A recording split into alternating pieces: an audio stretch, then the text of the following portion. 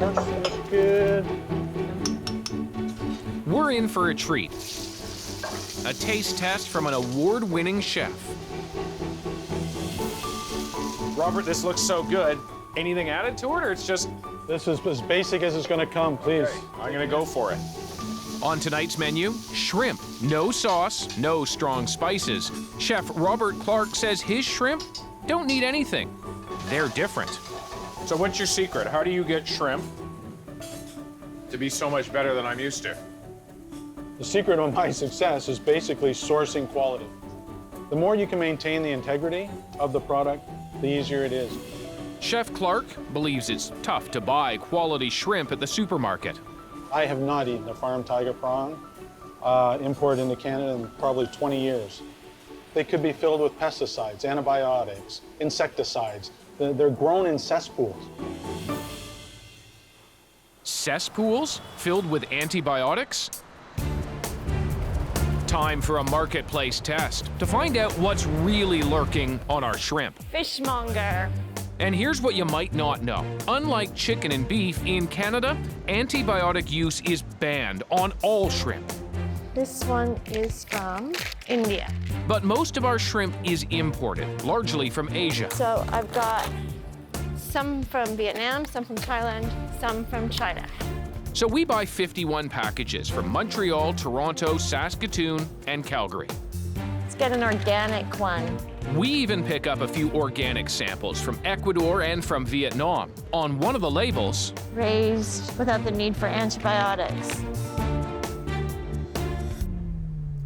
Uncooked Pacific white shrimp. Uncooked Pacific white shrimp from India, deveined. then we pack them on ice And we are good to go. and ship them off to a special lab at the University of Saskatchewan.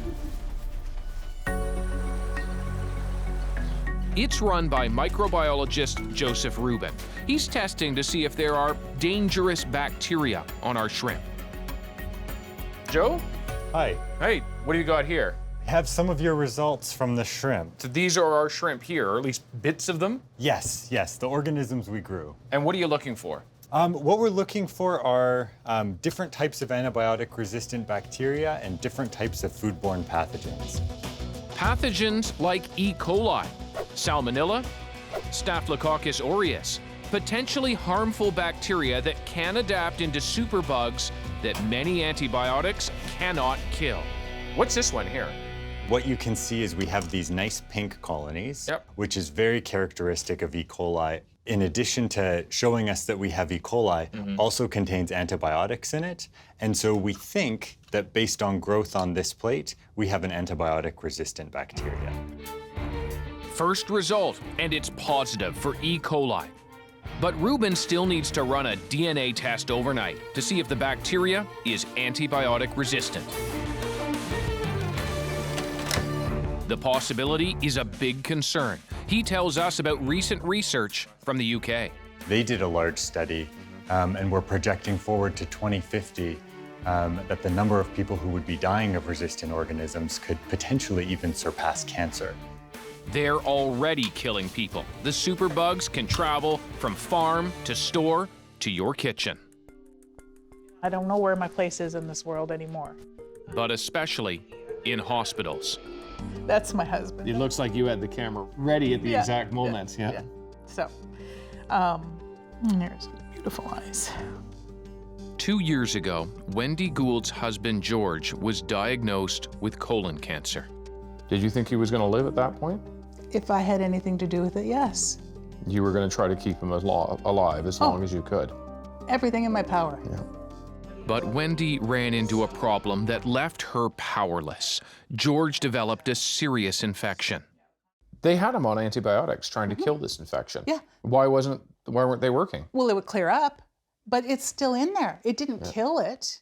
It cleared up the infection, but the bug's still waiting. What was the nature of this bug that meant the antibiotics weren't working Well, on it's a superbug.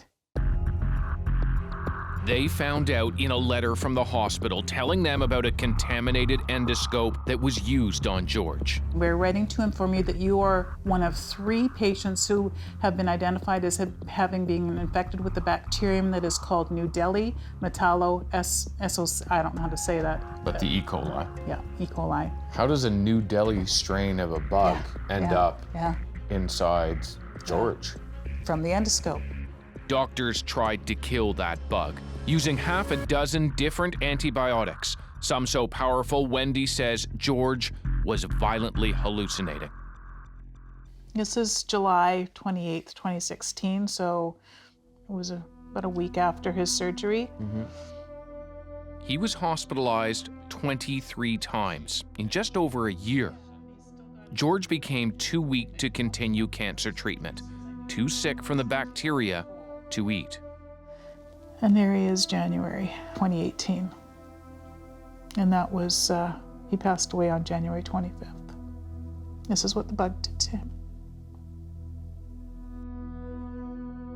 Then everything fell apart.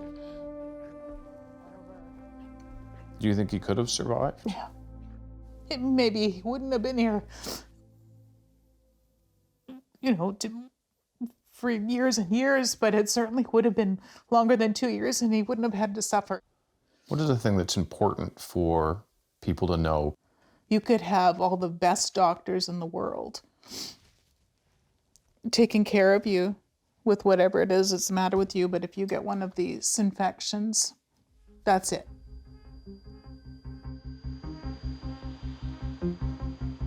I'm terrified by this stuff. Multi-drug resistance is probably the biggest threat that we have to modern medicine in the 21st century. Biochemist Jerry Wright is the director of McMaster University's Institute for Infectious Disease Research. So this is your lab? This is where most of my students and staff work. What we're trying to do is find new antibiotics and learn more about antibiotic resistance.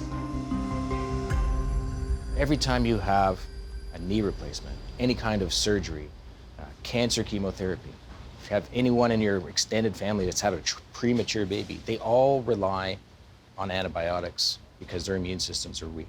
And what happens if we can't use them, if we've sort of run out of antibiotics because everything's resistant? All of what we consider to be modern medicine becomes incredibly risky. One contributor to the crisis, overuse of drugs in our food at home and abroad. And when it comes to shrimp farmed overseas, they're often crammed into disease-prone pools. As a result, antibiotics are sometimes added to keep the shrimp alive, contaminating our food. Canada is passing laws that say no antibiotics in much of our food, like just banning it. Doesn't that help? Our supermarkets are full of food that come not just from Canada, but come from all around the world. And the challenge that we have to deal with now is that those countries don't have the same regulations that we do. So that sounds a bit like a back door. That's correct. That's the challenge that we have. That back door means whatever Canada says about banning antibiotics in shrimp, superbugs are still getting into the country. Once these organisms are here, once these genes are in Canada, then there's no good way to keep them from spreading around. So what would be a really good idea is to prevent them from getting in the first place. Yeah. Cross-country shrimp shopping spree. Our mission, testing for superbugs on shrimp. 51 packages shipped to Joe Rubin's lab. The first results show a troubling bacteria. Now we want to know if it's also antibiotic resistant. So this is the final confirmation? This is the final confirmation. Okay. So what we're going to see here is whether or not we've been able to identify the actual resistance genes. And here you can see, there's our bands. There's proof positive. These are ESBL producing strains. And what an ESBL is an enzyme that bacteria produce that allows them to break down antibiotics. ESBL is almost like an antibiotic killer? That's not a bad way of thinking about it. Yeah, it's a bacterial countermeasure. Overall, Ruben finds 17%. Nearly 2 out of every 10 packages of the shrimp we test are contaminated with antibiotic-resistant bacteria. Of those, most are resistant to more than one antibiotic. And of them, 33% test positive for ESBL, the antibiotic killer. ESBLs are really effective at degrading penicillin-type drugs. So what about the organic samples? Turns out Ruben finds an ESBL superbug on one of those brands too. We also had shrimp samples that had this label on them, Best Aquaculture Practices. Did any of those turn up positive for antibiotic resistance? Yeah, so of the 9 samples that we tested where we identified resistant bacteria, 6 of those were from products that had that indication of certification on them. BAP says to be certified, farmers should only use antibiotics minimally. As a shopper, we asked Ruben what he thinks certified means. A product that has maybe higher quality than other products. Now, whether that's true or not, and what the particular certification is actually aiming to certify is maybe an open-ended question. We are the one-stop shop for aquaculture certification. We share our findings with BAP. They agree that antibiotic resistance is a worldwide problem, but emphasize their shrimp isn't unsafe. Still, their certification doesn't guarantee it wasn't treated with antibiotics. Many unanswered questions, including why one country has more positives for resistant bacteria than any other. Of the 9 contaminated samples, China accounts for 2, Vietnam and Thailand 1 each, and India 5. Does it prompt questions for you that 5 of the 9 contaminated samples came from India? Absolutely. Yep, I would be really interested to know sort of where there may have been breakdowns in the production cycle that would have allowed this contamination to occur.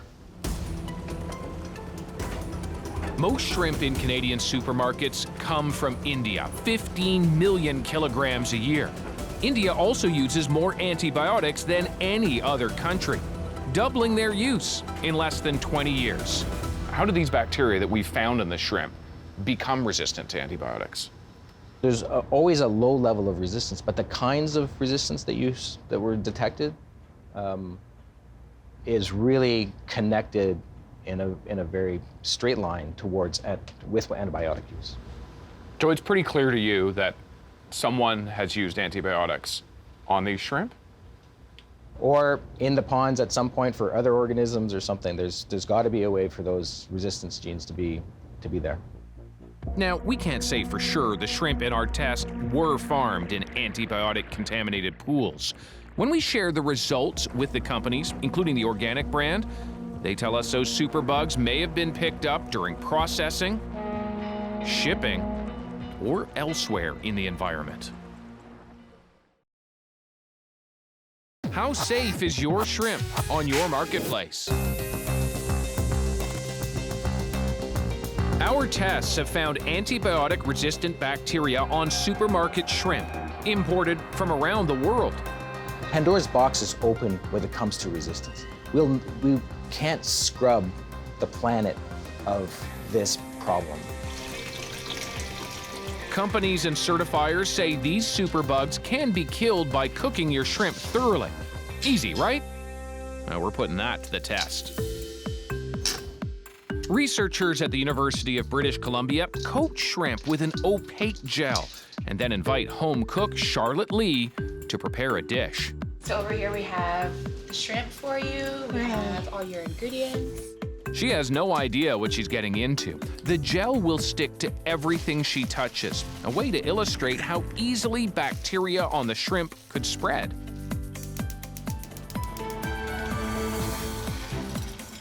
She's very careful in her preparation, constantly wiping her hands and her cooking area.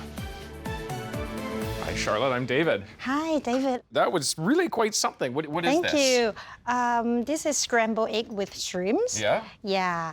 I think the way to make it is to make the egg really creamy and silky. Yeah. So one of the things that we're doing in our little experiment here that we didn't tell you about before is that the raw shrimp is actually coated in a luminescent gel. Okay. And we just want to see sort of where it ended up. We're going to turn all these lights off and give it a go. Okay. Yeah, you see there's some on the counter, there's more on the counter. Gel from the shrimp on the cornstarch box. On the egg carton. Even on the tap where Charlotte washed her hands. And remember that handshake when I introduced myself? Watching with us, food safety scientist Sian Wong. So we've just done this experiment. You've seen the results. Does that surprise you at all?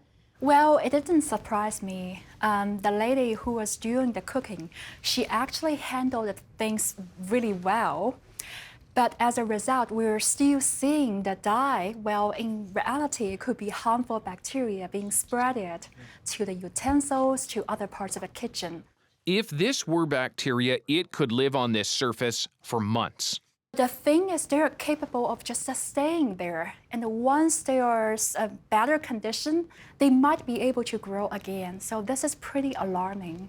It's a good reminder for us that even if we cook meat, shrimp really, really well, that there's still a way for bad stuff on it to get into us. We actually saw, for example, the dye antibiotic getting onto the green onion. Yeah. So if the different ingredients are mixed up, then there's a chance that these harmful bacteria can still get to people through other means. Make a salad from that green onion, and you're potentially eating live antibiotic-resistant bacteria. And that can now sit in your gut, building up resistance for years to come. So who's making sure that doesn't happen, that our food is safe? Well, that is the job of the Canadian Food Inspection Agency. But we tried for weeks to get an on-camera interview. No luck. So we're here in Quebec City to ask their minister, Jeanette Petitpas-Taylor, about why CFIA isn't testing for antibiotic-resistant bacteria on imported shrimp.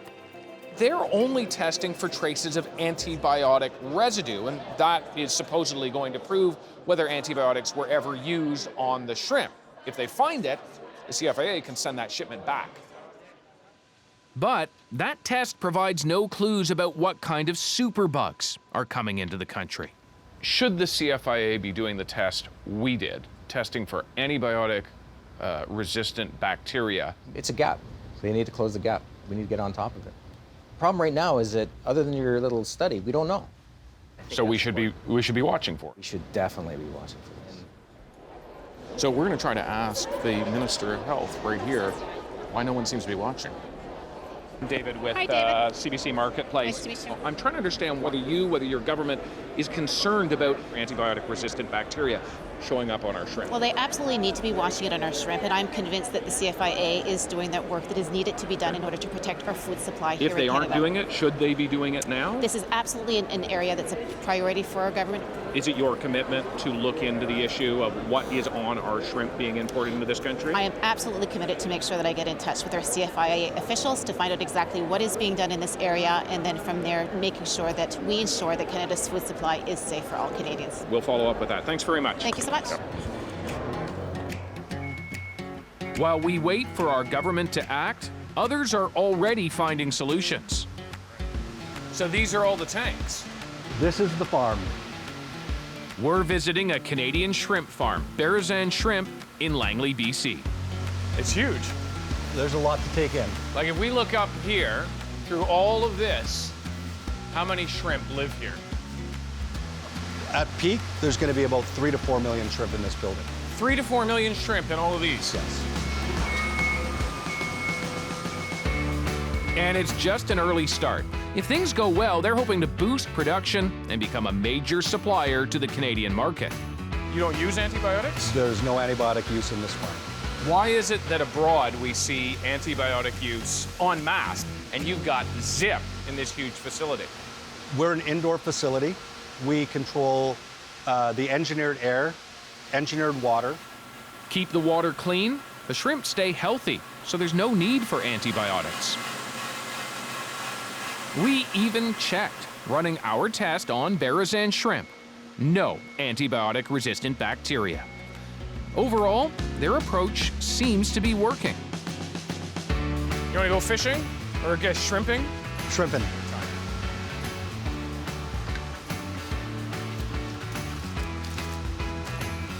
Oh, yeah. So how old are these? These guys are batch 12, so they've been on the farm here now for a couple of months. With Chef Robert, we taste test that Canadian shrimp.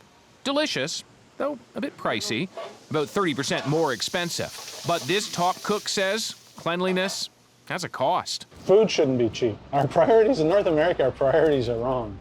It's more important to us that we have the right car than we feed the right food to our children. That's where our society is. Do you think our demand for food at the lowest possible price has somehow caused us to live in the world that we now live in?